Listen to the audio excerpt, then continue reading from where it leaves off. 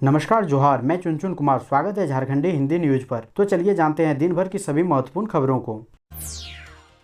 आज की पहली और बड़ी खबर, झारखंड वीकेंड लॉकडाउन का बदल गया समय। आज रात 8 बजे से 34 घंटे बंद रहेंगे हाट बाजार। धनबाद डीसी ने जारी की गाइडलाइन। कोरोना संक्रमण की चैन को तोड़ने के लिए झारखंड में 22 अप्रैल 2021 से जो स्वास्थ्य सुरक्षा सप्ताह यानी मिनी लॉकडाउन शुरू हुआ, उसके तहत अब बंदिशों में काफी ढील दी जा चुकी है। स्कूल, कॉलेज, कोचिंग संस्थानों और परीक्षाओं को छोड़कर करीब करीब पूरी तरह से प्रतिबंधों को हटा लिया गया है। 1 जुलाई से अनलॉक 5 के तहत हाट बाजार रात 8 बजे तक खुल रहे हैं। राज्य के अंदर बसों का भी परिचालन शुरू हो गया है। हालांकि वीकेंड लॉकडाउन चलता रहेगा। राहत की बात यह है कि इसके समय में भी अब कटौती की गई है। अब 38 घंटे के बजाय 34 घंटे का ही वीकेंड लॉकडाउन होगा। धनबाद के उपायुक्त उमा शंकर सिंह ने ट्वीट कर अनलॉक 5 की डिटेल गाइडलाइन जारी की है। इसके तहत धनबाद में 4 जुलाई रविवार को धनबाद में वीकेंड लॉकडाउन जारी रहेगा।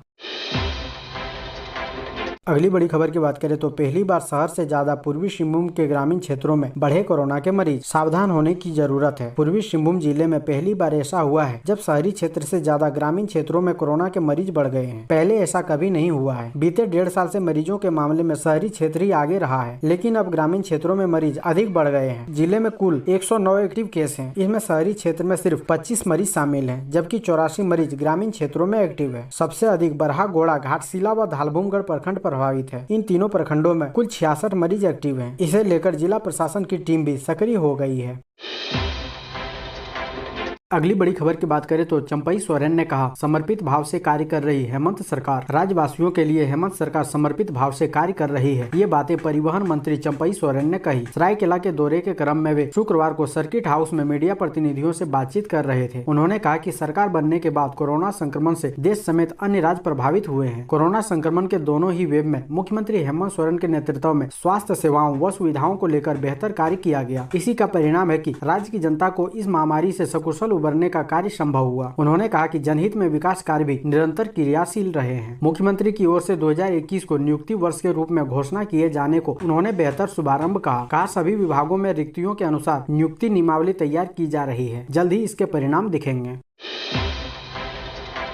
अगली बड़ी खबर की बात करें तो देश के 6 प्रमुख शहरों में शुरू किए गए लाइट हाउस प्रोजेक्ट की आज समीक्षा करेंगे पीएम मोदी। प्रधानमंत्री नरेंद्र मोदी आज देश के 6 प्रमुख शहरों में शुरू किए गए लाइट हाउस प्रोजेक्ट की समीक्षा करेंगे। ये 6 शहर अगरतला, रांची, लखनऊ, इंदौर, राजकोट और चेन्नई है। पीएम मोदी द्वारा देश के 6 प्रमुख शहरों में शुरू किए गए प्रोजेक्ट को लेकर लोगों में उत्साह तो है, लेकिन इसमें देरी भी हो रही है। पीएम मोदी पहली बार लाइट हाउस प्रोजेक्ट की समीक्षा करने वाले हैं। दोस्तों, अभी तक वीडियो को लाइक नहीं किए हैं तो कृपया करके लाइक जरूर करें।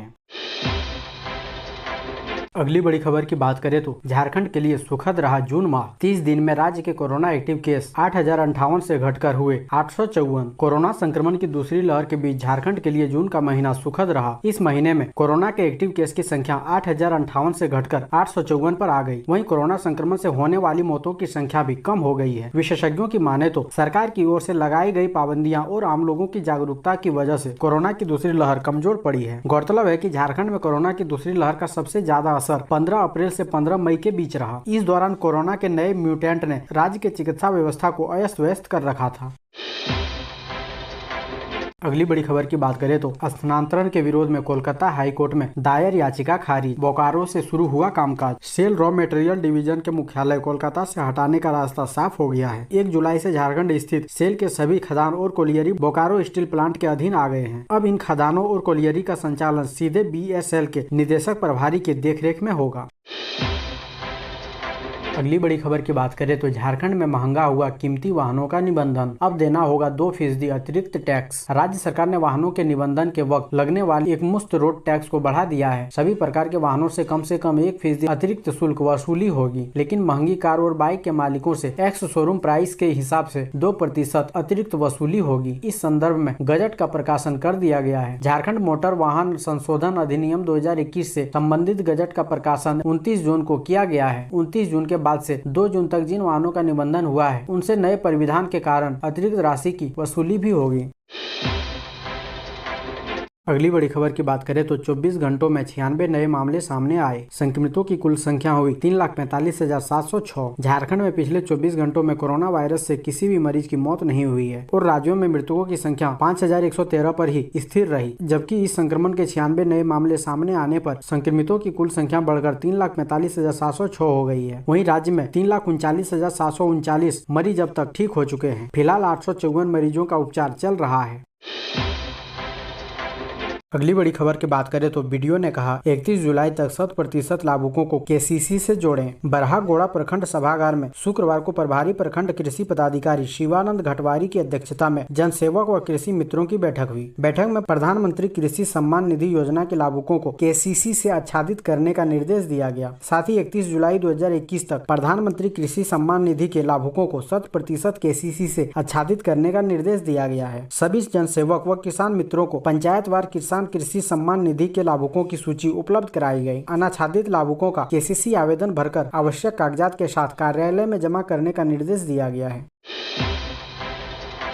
अगली बड़ी खबर की बात करें तो व्हाट्सएप पर मिलने वाली लिंक आपके अकाउंट का बना सकता है क्लोन। फेसबुक के बाद साइबर अपराधियों ने अब व्हाट्सएप को भी फ्रॉड के लिए हथियार बना लिया है। अब व्हाट्सएप हैक कर और क्लोन के रूप में इस्तेमाल कर लोगों से पैसे मांगे जा रहे हैं। व्हाट्सएप हैक करने के लिए साइबर अपराधी अलग अलग प्रलोभन देकर लिंक भेज रहे हैं। ये लिंक कभी खाते में रुपये भेजने के नाम पर, कभी फ्री रिचार्ज के नाम पर, पॉर्न वीडियो और फोटो देखने के नाम पर, तो कभी व्हाट्सएप के पिंक करने या नए फीचर पाने के नाम पर भेजे जा रहे हैं। इस लिंक पर क्लिक करते ही व्हाट्सएप साइबर अपराधियों के कंट्रोल में चला जाता है। व्हाट्सएप की पूरी डेटा भी साइबर फ्रॉड कंट्रोल कर लेता है। इसके बाद कांटेक्ट लिस्ट में मौजूद लोगों को पैसे भेजकर परेशानी और जरूरी बताकर पैसे ठगे जा रहे हैं। रांची में भी ऐसा मामला सामने आया है। मामला सामने आने के बाद साइबर थाने की पुलिस इस पर जांच में जुट गई है।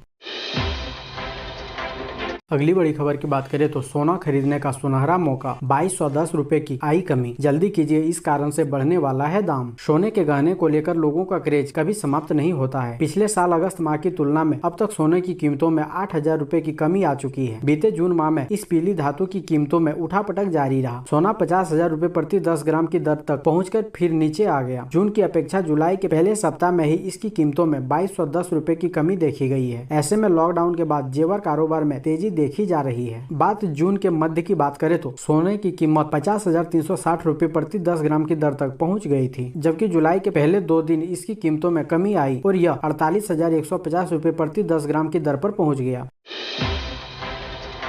अगली बड़ी खबर की बात करें तो SC/ST छात्रों के क्रेडिट कार्ड के बाद भी नहीं मिल रहा education loan. Vidya Lakshmi portal पर सैकड़ों आवेदन है लंबित। झारखंड के अनुसूचित जाति जनजाति के विद्यार्थियों को क्रेडिट गारंटी के बाद भी शिक्षा ऋण की सुविधा नहीं मिल पा रही है। विद्या लक्ष्मी पोर्टल पर ऋण से संबंधित सैकड़ों आवेदन लंबित है, जबकि बड़ी संख्या में ऐसे आवेदनों को रिजेक्ट किया जा रहा है। फिलहाल लंबित आवेदनों की संख्या 1500 से ऊपर है। राज्य के बैंकों ने वित्त वर्ष 2020-21 में 7,625 छात्रों के लिए शिक्षा ऋण की स्वीकृति दी थी। इनमें SC/ST वर्ग से ताल्लुक रखने वाले करीब 413 छात्रों को ही शिक्षा ऋण की स्वीकृति दी गई। ऐसे ही महत्वपूर्ण खबरों को जानने के लिए हमारे चैनल को सब्सक्राइब जरूर करें। अब हमें दीजिए इजाजत, मिलते हैं अन्य महत्वपूर्ण खबरों के साथ। धन्यवाद।